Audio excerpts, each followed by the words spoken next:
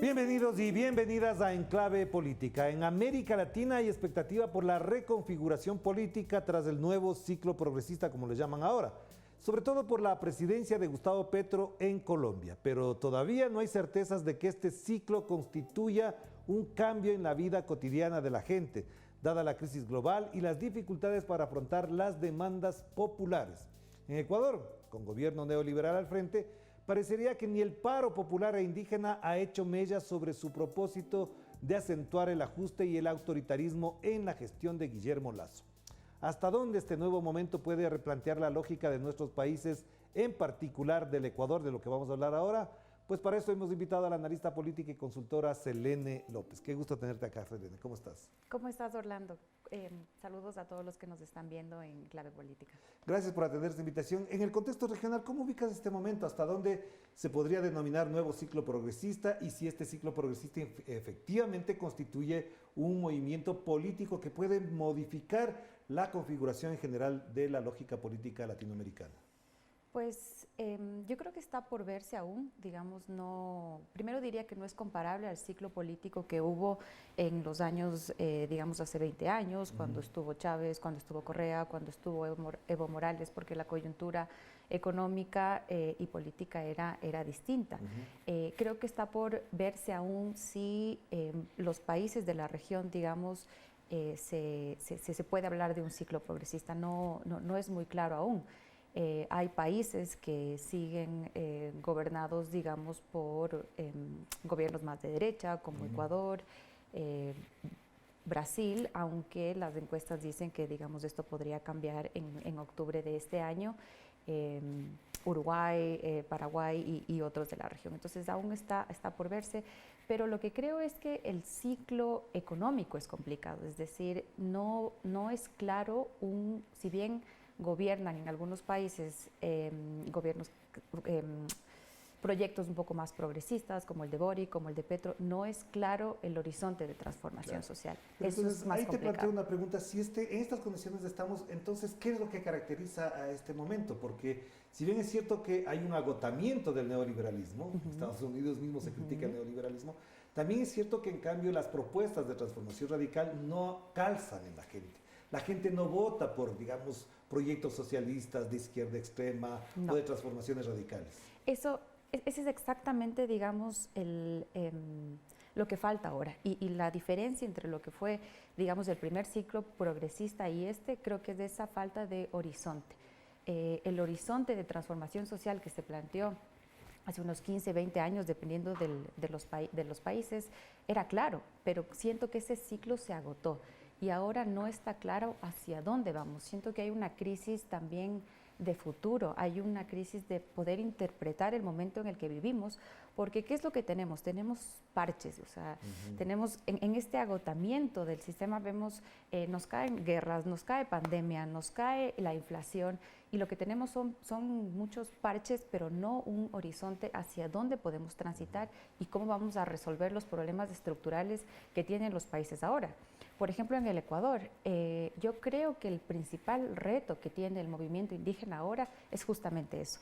Más allá de que están planteando soluciones muy interesantes como la moratoria de los intereses, como en Panamá también vi que también tienen el problema de los combustibles, pero también plantean cosas como por favor, hay que invertir el 6% del PIB en educación. Hay que reducir el costo de los productos. Aquí se están reduciendo 42 productos, allá se están reduciendo 72 productos, pero son ciertos parches. No está claro hacia qué modelo tenemos que transitar para que las movilizaciones sociales y para que, digamos, ya no haya tanta inestabilidad política y para que no haya tanta desigualdad y no haya tanta, digamos, no haya tanto golpe a los sectores mayoritarios que son los que sufren esta falta de horizonte. Selene, y ahí te planteo, antes de entrar en lo concreto del Ecuador, que es muy importante y por eso también te hemos invitado, evidentemente también hay una como alineación hacia el centro de los partidos. El discurso de Petro no es precisamente el que hubiese tenido hace 20 años en condición de militante no hubiese ganado, del M19. No sé si era lo más indicado en su momento, por ejemplo, tener a Francia Márquez, La presión de las primarias llevó a Francia Márquez, que tiene una postura bastante, digamos, más progresista que otros sectores. Y en Brasil, por ejemplo, Alckmin no es precisamente un candidato que represente a los sectores progresistas y populares. Estas necesidades de acomodarse a las circunstancias lleva hacia el centro, pero ¿esto qué costo tiene? Tiene un costo muy alto porque si bien te permite ganar, te permite representar, digamos, a los sectores de centro, dejas un espacio terrible a la derecha. Si uno se pone a pensar, ¿quiénes son los rebeldes en América Latina? O sea, ¿dónde está la rebeldía? La rebeldía no está en la izquierda, la rebeldía está con Milei. La rebeldía está con Rodolfo Hernández, por eso llegó a la segunda vuelta. La rebeldía está con todos estos actores políticos que son políticamente correctos, que no se dicen políticos y que realmente proponen soluciones, o sea, que ellos ven la desigualdad como el problema con los migrantes, que ellos ven la desigualdad como, o sea, como unas soluciones no tan responsables en el ámbito político, pero que calan en los sectores pero no más afectan lo mayoritarios. estructural.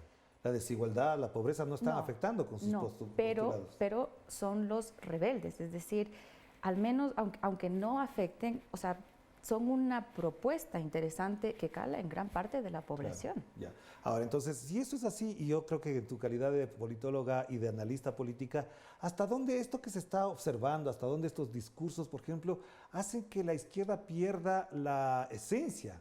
Es decir, su espíritu de transformación, de insurgencia, de emergencia, y lo que dice incluso García Linera en su momento es de contrahegemonía. ¿Hasta dónde esto se está diluyendo? Ese es el desafío que tiene, digamos, los proyectos progresistas ahora, plantear un horizonte, un proyecto que realmente transforme las condiciones estructurales que sufren la mayor parte de la población.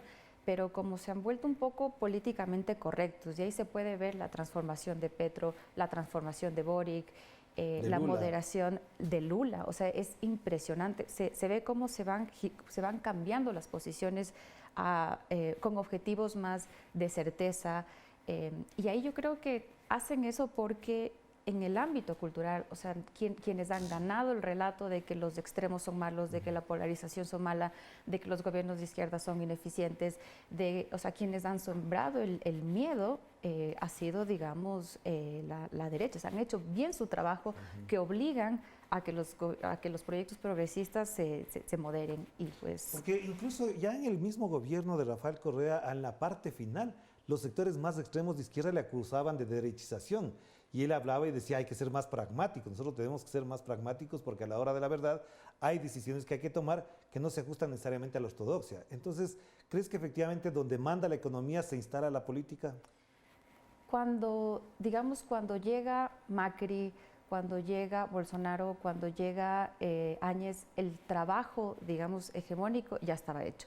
Ya estaba instalada la idea de que los gobiernos progresistas eran corruptos, de que los gobiernos progresistas de que eran ineficientes, de que los gobiernos y que sus presidentes tenían excesos. Es decir, ya se instaló una matriz cultural y sobre eso se han obligado, digamos, no a derechizar, sino cuando construyes esta idea, cuando construyes estos imaginarios, obligas a los gobiernos progresistas, digamos, a cambiar posiciones. Y es por eso que se hablaba de esta derechización, de esta moderación y de todo. Y entonces, para cerrar esta primera parte, Selene, ¿hasta dónde toda esta reconfiguración está ahora marcada por la guerra en Ucrania, está marcada por la pérdida de hegemonía de los Estados Unidos en la lógica geopolítica de América Latina, sin dejar de lado que hay un gobierno de México que le está enfrentando al de Estados Unidos, el de Argentina, a pesar de las dificultades, es otro que preside la CELAC, tenemos a Boris, tenemos a Arce, tenemos a Pedro Castillo, ahora Petro, etcétera. Esto en relación con la geopolítica mundial, ¿de qué manera influye en América Latina? Pues, como yo te decía, lamentablemente en estados tan débiles como los nuestros, cosas como una pandemia, como una guerra, realmente influyen, es decir, no te permite actuar con la normalidad que un gobierno, que un Estado-nación debería tener. Pero el problema es que si ya pensamos, digamos, en una lógica geopolítica, no existe una voz de América Latina en el mundo. No existe, si bien, digamos, México ha tenido en estos últimos años una estabilidad política, ha tenido también estabilidad económica, pues no le ha ido tan mal como al resto de países, no existe una voz latinoamericana en el mundo. O sea, América Latina lamentablemente es un cementerio de organismos de integración regional. No hay uno que realmente alce la voz y represente a todos. Entonces están todos dispersos y no pueden, en el marco de guerras, del COVID, o sea, pensar en soluciones que sean entre todos. O sea, cada uno está suelto y así es muy difícil realmente enfrentar las coyunturas que marcan, digamos, otros continentes. Hagamos la primera pausa, volvamos enseguida con Selene López a propósito de lo que pasa también en Ecuador, en este contexto regional, porque efectivamente en estos momentos la geopolítica regional también influye en la toma de decisiones de cada uno de los países. Hagamos la pausa.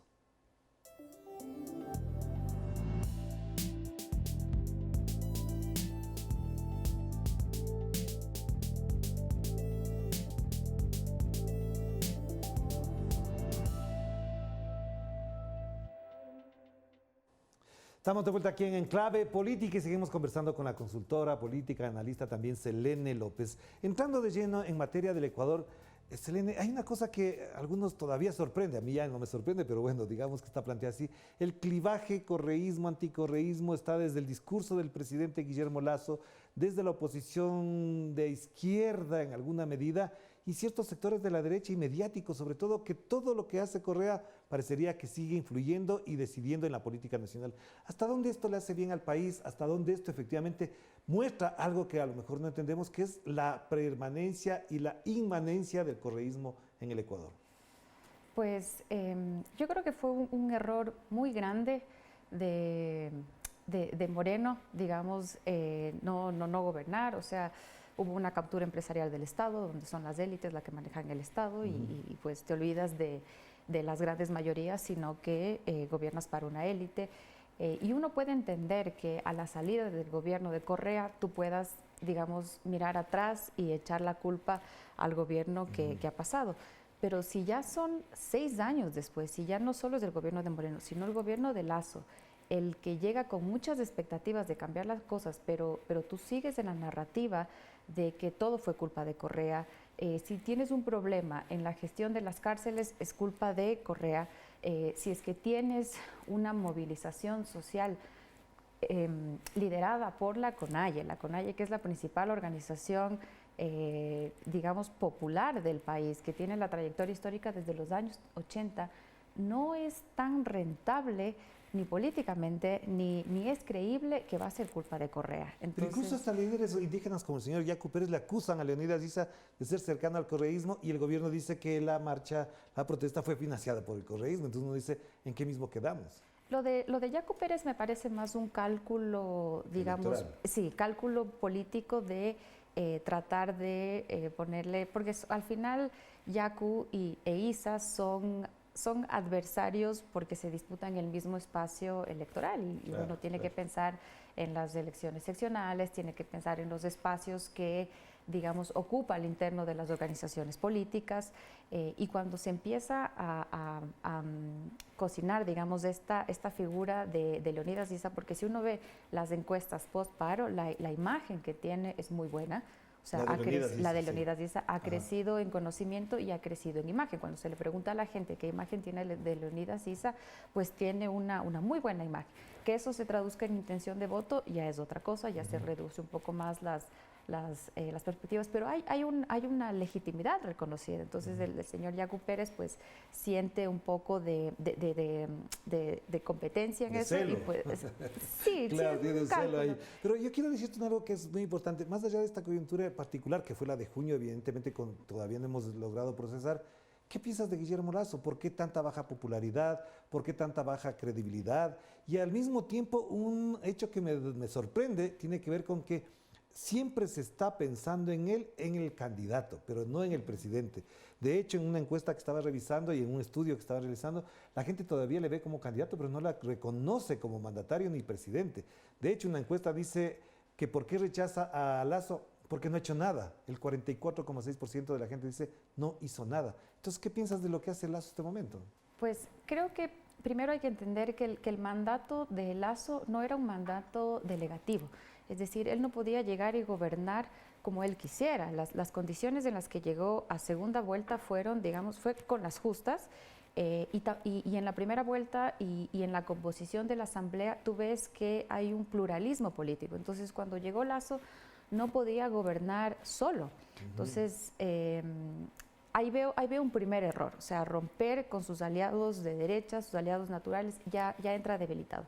Segundo, no fortalecer el Estado, es decir, llega y las personas, la percepción, digamos, la democracia existe con la desigualdad, o sea, está comprobado que puede coexistir con la desigualdad, pero la percepción de desigualdad es la que te puede generar este caldo de cultivo para las movilizaciones y lo que sea. Y si la gente no percibe que sus demandas son atendidas por el Estado, va a generar esta percepción de desigualdad. Entonces él llega y no solo no gobierna en coalición con alguna fuerza política, sino que no gobierna bien, es decir, el Estado que maneja es ineficiente. Uno no puede ahora sacar una cédula, uno va a un hospital, el hospital es de muy mala calidad, es decir, mantener los mínimos que puedan o sea, generar a que la mayor parte de las personas tengan una calidad de vida decente. Y tercero, la justificación, es decir, si ya gobiernas solo, si gobiernas mal, decir que todo es que todo ejercicio de crítica hacia ti es un ejercicio de desestabilización, golpismo o culpa de Correa es un error. Entonces Guillermo Lasso no estaba preparado para ser presidente. No, lamentablemente yo veo, digamos, atrás y la campaña de Guillermo Lasso, a mí me parece que fue una campaña muy buena, es decir, pero entendió, no por él, sino por la campaña. La campaña es claro. buena, cuando una campaña es buena cuando conecta con el sentir de la mayor parte de la población. Yo creo que conectó muy bien. El Ecuador del encuentro era justamente lo que necesitaba el Ecuador en esa época. El problema es que una cosa es la campaña y otra cosa es el ejercicio del gobierno.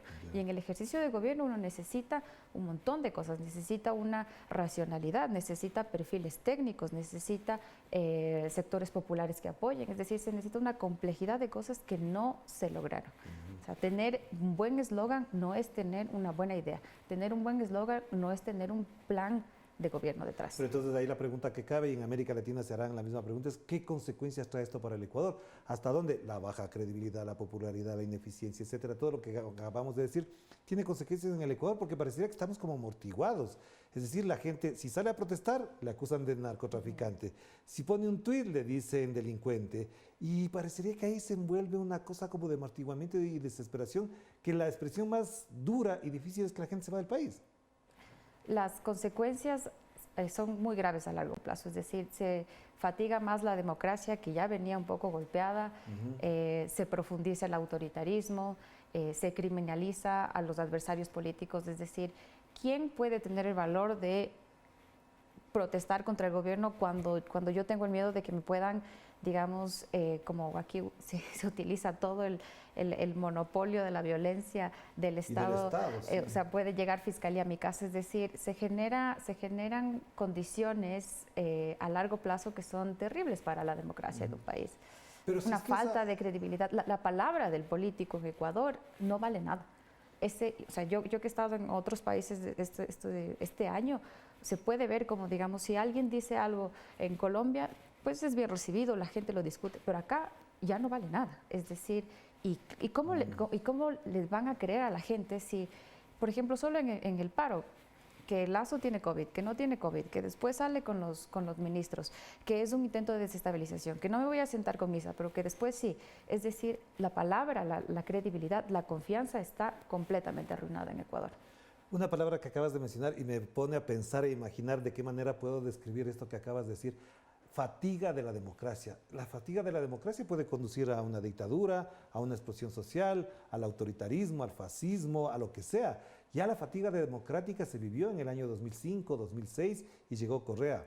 ¿Ese es el devenir? ¿Por ahí va a ser la salida o puede ser peor? La palabra si uno, digamos, agarré fatiga porque cuando uno tiene dolores en el cuerpo, ya pensando en el ámbito de la medicina, una fatiga es algo constante que no es algo que me impide caminar, pero que está ahí todo el tiempo. Entonces, así hemos vivido los últimos años, fatigados, pero el problema es cuando la fatiga se vuelve ya algo crónico. Crónica. Así veo, digamos, un poco la democracia en el Ecuador. Te neutraliza. Va a haber un momento, si nosotros seguimos con esta fatiga como seguimos ahora, que puede llevar a cualquier cosa. Y en momentos de antipolítica, en momentos donde en momentos donde los partidos políticos sufren una crisis de intermediación, en un momento donde el gobierno, el Estado no funciona, cualquier cosa puede pasar. Y entonces esta anestesia, esta fatiga y todo lo que podemos configurar ahí, ¿se podría atenuar con las elecciones que vienen? ¿Cómo miras el panorama electoral? Prácticamente este 1 de agosto empezó la campaña. Para bien y para mal de unos, efectivamente ya se consolidan binomios para las alcaldías, para las prefecturas, pero al mismo tiempo vemos que no necesariamente son partidos, sino son personas las que aparecen en las papeletas, que incluso se prestan partidos, gente que era contraria a Lucio Gutiérrez ahora participa con él, etcétera, etcétera. ¿Cómo ves este panorama en función de lo que acabamos de decir? Pues veo el panorama muy desalentador. Yo que he estado en elecciones en otros países, cuando empiezan los procesos electorales, a veces hay un entusiasmo de que van a cambiar las cosas, pero aquí realmente pasa todo lo contrario, porque los mismos políticos y los mismos partidos generan eso. Entonces, si yo veo un candidato que antes estaba con otro, pero que firmó la carta con una ideología, pero viene con un partido que representa todo lo contrario, y yo justifico estos movimientos ideológicos, estos camisetazos, me vuelvo, o sea, profundizo la credibilidad. Diciendo, yo no soy político, además. Dice, yo no soy político, puedo estar en cualquier organización política. Y son candidatos, pero se dicen no ser... Es que, ¿por qué dicen no ser político? Porque ser político en Ecuador ahora está tan estigmatizado. Es como decir, yo soy ladrón. Entonces, algo así. Y se vuelve tan malo ser político que les obliga a los políticos decir, yo no soy político. Aunque son candidatos. Es peor porque es un síntoma de esta crisis tan profunda, esta crisis política tan profunda que vivimos. Entonces, yo veo el proceso de las seccionales 2023 con un profundo... la gente no está entusiasmada, y al ver todos estos cambios de camiseta, los partidos que van con unos, con otros, que se pelean, y además cuando ven... por ejemplo, ¿qué hacen los partidos? A veces utilizan, como no tienen, digamos, una construcción de cuadros, no tienen gente conocida, utilizan personas de otros... De la farándula, que pertenecen a otros mundos, deporte, del entretenimiento para, digamos, maximizar su rentabilidad electoral, ya que son conocidos, pues voy a tratar de utilizar ese conocimiento y trasladarlo en intención de voto. Y eso profundiza más... profundiza muchísimo más la crisis política en la que vivimos. Entonces, el escenario 2023 va a ser un escenario político muy fragmentado. Yo veo un mapa muy multicolor y unas elecciones muy duras donde nadie va a tener, digamos, una hegemonía tan grande de llevarse como el 2014 la mayor parte de alcaldías, sino que realmente vamos a ver de todo se va a colar por ahí para las alcaldías, prefecturas y todo lo que se tiene que elegir. Gracias, Eleni, muy amable por atender esta invitación para conversar sobre América Latina, sobre el Ecuador. En este momento que efectivamente en algunas encuestas ya se plantea decepción, incertidumbre y además desesperanza, que es lo que se está planteando en nuestro continente por diversas circunstancias. Ojalá el entusiasmo que vemos en Colombia se irradie para el resto de América Latina. Nos despedimos. Chao, chao.